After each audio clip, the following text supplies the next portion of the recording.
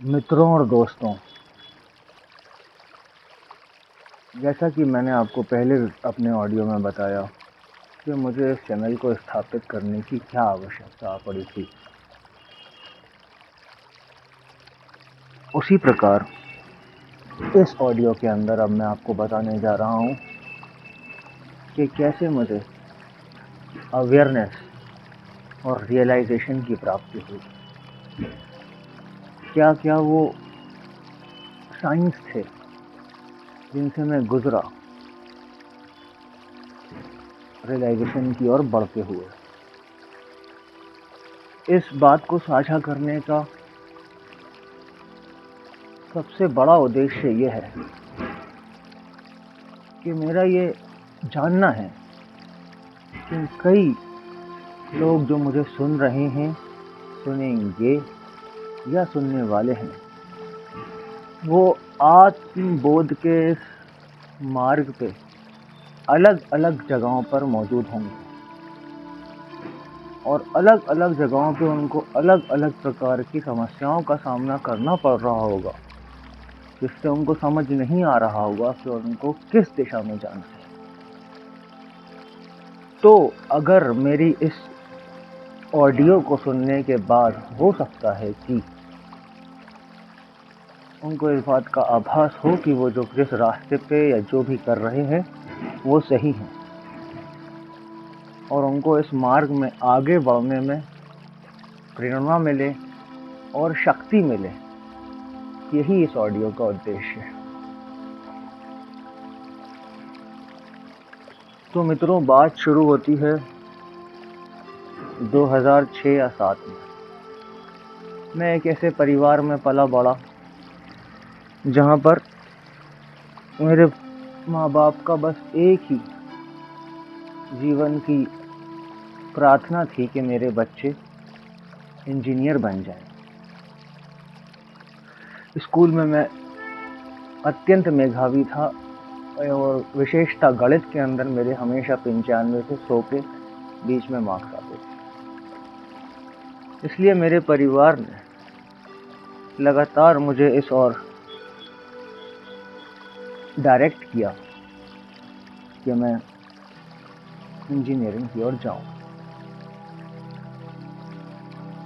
2006-7 में एडमिशन लेने के बाद 2010 तक का समय मैंने पढ़ाई ना करते हुए काम चोरी में निकाला। कहीं ना कहीं मैं निरंतर सत्य की तलाश में था। इसी सत्य की तलाश में मैंने श्रीमद् भगवद गीता का अध्ययन किया, महाभारत का अध्ययन किया, समस्त वेदों पुराणों सबका अध्ययन करने के बाद भी मेरी जिज्ञासा शांत होती नहीं दिखती। 2010 आ गया एवं परिवार ने 3 वर्ष तक मुझ पे प्रेशर बनाने के पश्चात 11 में मुझे एक इंजीनियरिंग कॉलेज में एडमिशन करवा दिया। परंतु मेरा मन और मस्तिष्क तो कहीं और पे लगा हुआ था। मैं तो लगातार सत्य की खोज में था। ये सत्य की खोज गीता से चल के बाइबल तक आ गई। बाइबल में फिर old testament, new testament, king James Bible, फिर वहाँ से मैं तोरा पे चला गया। कुछ समय के लिए मैंने कुरान, हदीस, गुरु ग्रंथ साहिब, इन सब धर्मों का अध्ययन करा, परंतु मेरे सत्य की जो प्यास थी वो कहीं से भी नहीं बुझी। 2011 तक आते आते मेरा परिवार से पूरा का पूरा संबंध कट गया था, क्योंकि मेरा पूरा का पूरा ध्यान केवल अपने लिए सत्य खोजने में था और मेरे परिवार का पूरा ध्यान मुझे इंजीनियरिंग करवाने में था। अब क्या करूं? इस बात को संभालने के लिए मैंने एक निष्कर्ष लिया कि मैं यूपीएससी की तैयारी करूंगा और यूपीएससी की तैयारी मैं फिलॉसफी के अंदर करूंगा ताकि मैं दुनिया की विभिन्न फिलॉसफियों को खंगाल सकूं एवं सत्य को खोज सकूं अपने लिए।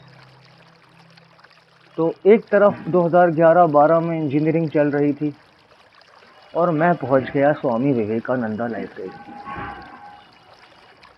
फिर अध्ययन का एक और अलग प्रकार के अध्ययन का गहन सफ़र शुरू हुआ। रेने डेस्कार्टिस को पढ़ा, लेबनिज को पढ़ा, सिगमंड फ्रूड को पढ़ा, इम्मानुएल कांट को पढ़ा, रूमी को पढ़ा, शम्स को पढ़ा, मंसूर अल हल्लाज को पढ़ा और स्वामी विवेकानंद जी की जीवन पे जितनी किताबें थी उन समस्त किताबों का अध्ययन भी अच्छे से कर डाला। एक समय आया कि लाइब्रेरी की समस्त फिलॉसफी की किताबें पढ़कर शहर की बाकी लाइब्रेरीज भी ज्वाइन कर ली ताकि सारी की सारी फिलॉसफी समझ सकूं और अपने अंदर समाहित कर सकूं। ये पढ़ाई मुझे अपने अंदर की ओर झांकने पे विवश कर रही थी और परिवार से कटने के कारण मेरे पास बहुत समय हुआ करता था कि मैं इस और लगातार चिंतन एवं अध्ययन कर सकूं।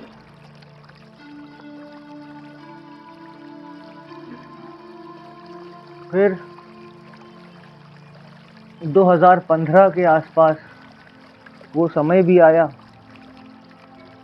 जब, जैसा कि मैंने आपको बताया पिछले ऑडियो में, कि लगातार अध्ययन और दुनिया से कटे रहकर एक समय ऐसा आया जब मुझ पे ब्रह्मज्ञान खुल गया और मुझे आत्मज्ञान की अनुभूति होना चालू हो गई।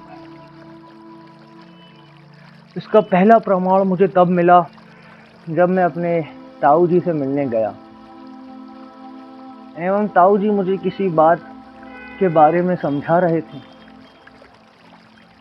और पता नहीं कैसे उनके हृदय के अंदर जो चल रहा था वो मुझे नजर आने लगा। मैंने ताऊ जी से कहा, ताऊ जी आप कह तो ये रहे हो परंतु आपका तात्पर्य ये है, जिससे ताऊ जी अत्यंत रुष्ट हो गए और उन्होंने मुझे भगा दिया। फिर माता के साथ बात करते हुए, भाई से मिलते हुए एवं अन्य परिवारजनों से मिलते हुए मुझे इस बात का आभास हुआ कि इनके हृदय की जो भी बात, जो भी विचार इनके हृदय में उठता होता था वो मुझे सुधाई और समझ आता था और इनके शब्द इनके हृदय से मेल नहीं खा रहे थे। रियलाइजेशन की पहली सीढ़ी थी। तो ये सुनते ही मैं उनके सामने बोल पड़ता था, अरे आपका ये तो गंतव्य, आपका ये तो मंशा नहीं है, आप ये तो कहना नहीं चाह रहे। ऐसा करने से हर व्यक्ति जिससे मेरी थोड़ी सी भी चर्चा होती उससे मेरा आखिरी में बहस होती और बात खत्म हो जाती। कोई भी जो उसके हृदय में चल रहा होता था वो नहीं स्वीकारता था। तब मुझे इस बात का बोध हुआ, आत्मबोध, कि हो सकता है कि सत्य मुझ पे खुलना चालू हो गया हो परंतु मेरे पास सही शब्द नहीं है सत्य को लोगों तक पहुंचाने के लिए। फिर 2015 से लेकर 2025 तक मैं निरंतर अध्ययन करता रहा, निरंतर मुझ पे सत्य खुलता रहा, निरंतर मुझे समाज के, धर्म के और लोगों के मुखौटे नजर आते रहे और निरंतर मैं खुद को रोकता रहा कि नहीं, मुझे किसी को भी सत्य अभी बताना नहीं है, क्योंकि सत्य बताने के लिए मेरे पास सही शब्द ही नहीं है।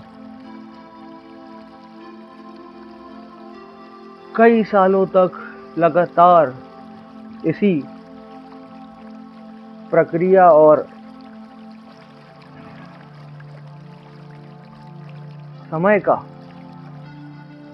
सामना करते करते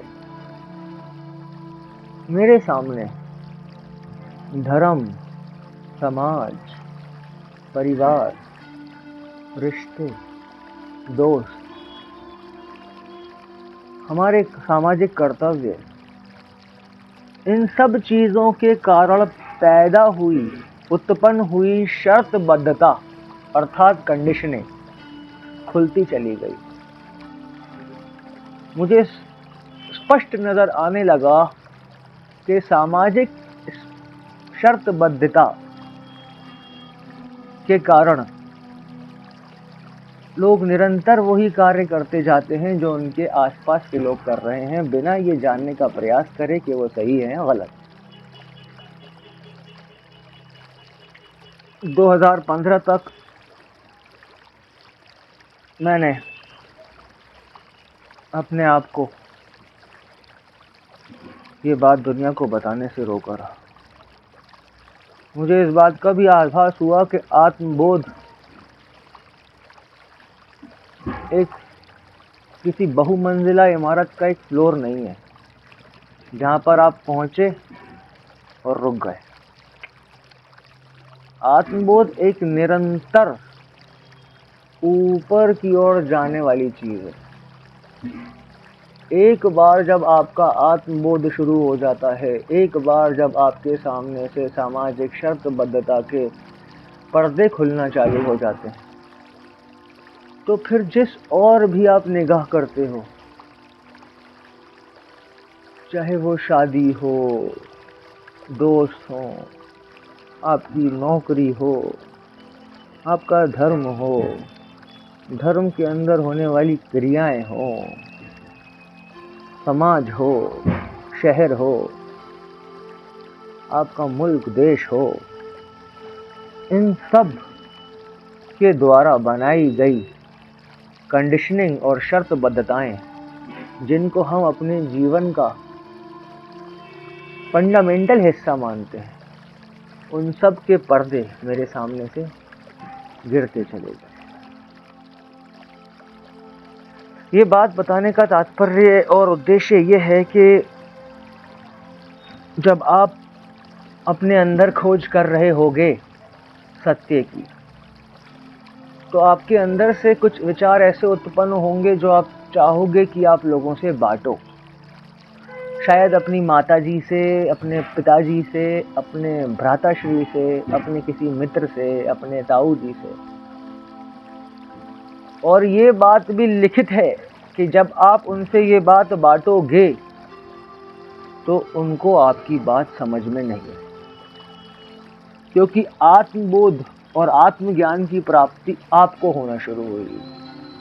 पर्दा आपके सामने से हटना शुरू हुआ है। उनकी आंखों के और दिमाग के सामने आज भी वो पर्दा बना हुआ है। तो अगर आप में से कोई इस मार्ग पर है जहां पर निरंतर उसको सत्य का बोध हो रहा है, परंतु उसके आसपास कोई उस सत्य को नहीं समझ पा रहा, या कोई उस सत्य को स्वीकार नहीं करता, या कोई अगर ऐसा कहता है कि तुम पागल हो गए हो, तुम तो समय को तो कुछ पता ही नहीं है, तुम तो अज्ञानी हो, तो मेरे मित्रों, उस महानुभव की बातों में आने की आपको कोई आवश्यकता नहीं। आप अपने मार्ग पे सही हो, और आपका हृदय और आपका मस्तिष्क अगर सत्य की खोज में है और आपके सामने सत्य से उत्पन्न हो रहा है, तो आपको किसी भी और जीव की गवाही की आवश्यकता नहीं है उसको सत्य मानने के लिए, क्योंकि ये आपने स्वयं जाना है। इस ऑडियो को बनाने का मेन उद्देश्य यही है, इसका प्रमुख उद्देश्य यही है कि आप अपने जीवन के मार्ग में सत्य की ओर अग्रसर होते हुए जिस भी जगह पे हो, अपने ऊपर भरोसा रखो और आगे बढ़ने का निरंतर प्रयास करते रहो। क्योंकि कोई भी रास्ते से प्रयास करना गलत नहीं है, गलत है सिर्फ यह कि आप प्रयास ना करो। आने वाले वीडियोस, ऑडियोज में मैं आपको बताऊंगा इन अलग अलग पर्दों के बारे में, इन अलग अलग सामाजिक बंधन एवं भ्रमों के बारे में, जिनमें फंसने के बाद एक मनुष्य को आत्मज्ञान की प्राप्ति नहीं हो पाती।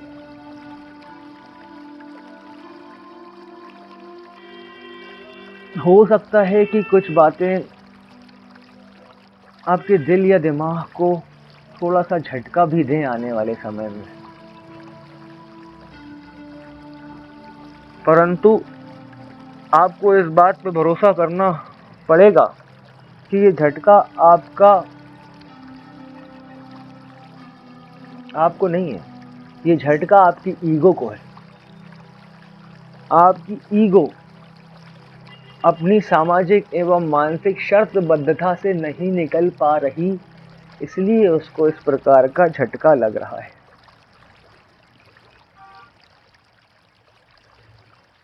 अगर आप सत्य की खोज में, सत्य की प्राप्ति में बढ़ रहे हैं